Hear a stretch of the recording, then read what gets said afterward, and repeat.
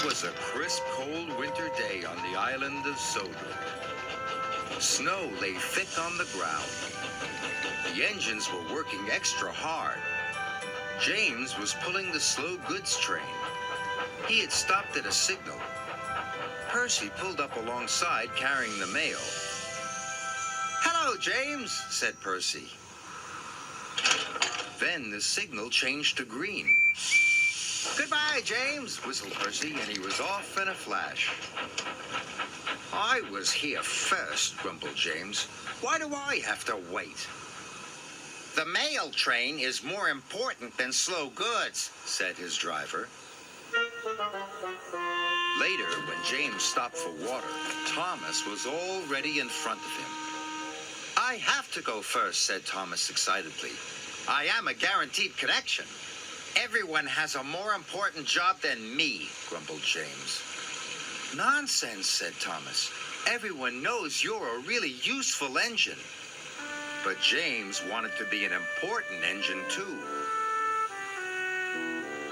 Later that day, Sir Topham Hatt came to see James. "You must take coal to all the stations on the island," he boomed. "If the fires in the waiting room go out, the passengers will get cold and complain." "It is a very important job," he added. "You can rely on me, sir," said James proudly. Sir Topham Hatt left. James was excited. "An important job," he said happily. "Phew," sniffed Gordon. "It's only a load of coal after all." "Nonsense," snorted James. "I am going to keep the passengers warm. What could be more important than that?" And he wheeled over to the water tower.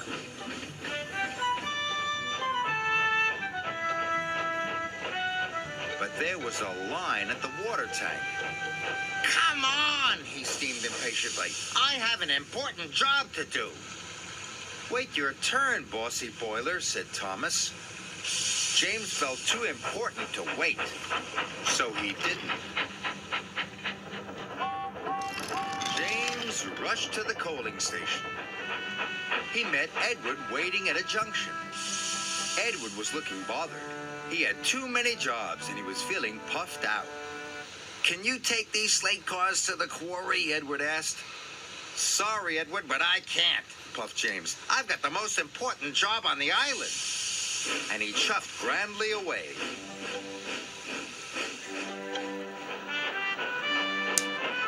James arrived at the coaling station. He buffered up to the coal cars and was on his way.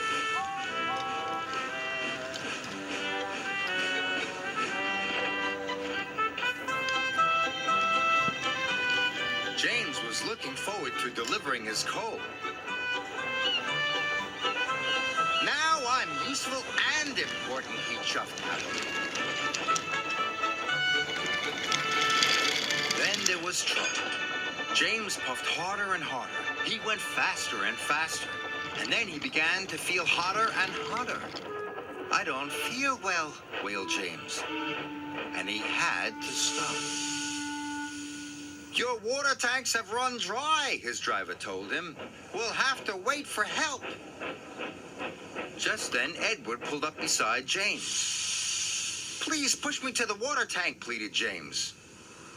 "I'm sorry," Edward puffed sadly. "You wouldn't take my freight cars to the quarry, and now I'm running late with my passenger train." And Edward steamed away.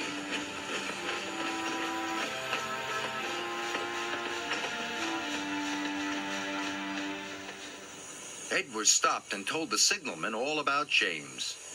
The signalman telephoned for help, and soon Salty was on his way. He pulled up alongside James. "Why didn't you fill up with water this morning, matey?" James told him about the line at the water tank.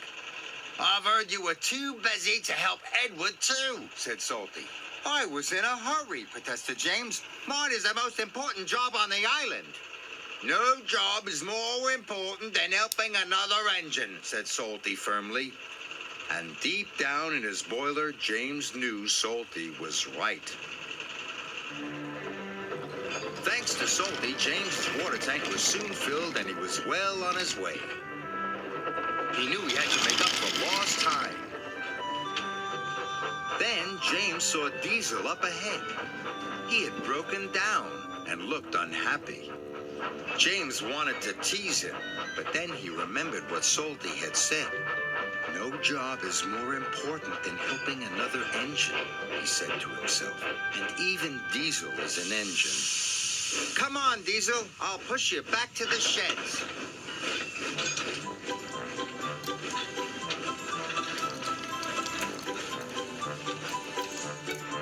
Pushing Diesel and pulling freight cars was hard work.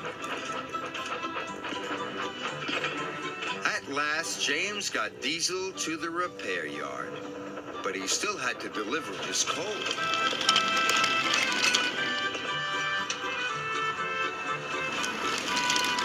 The wind blew, and it was getting colder by the minute. James steamed all over the island, delivering coal to the station waiting rooms. Everyone was pleased to see James. Thanks to him, they were all kept toasty warm. The next morning, Sir Topham Hatt came to see James. He knew all about him running out of water and his not helping with Edward's trucks. I'm sorry, sir, said James. I put my own job first. But you did learn your lesson, and you helped Diesel, Sir Topham Hatt boomed cheerfully. And you delivered your coal on time.